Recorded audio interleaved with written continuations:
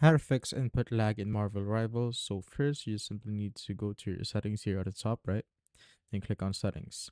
So make sure that you're using full screen. I'm just using borderless window since I'm recording this video, but you should use full screen to get the lowest latency that that is possible for your setup. Now, after that, you just simply need to go down and check the latency mode. So make sure that it is set to Nvidia Reflex Low Latency.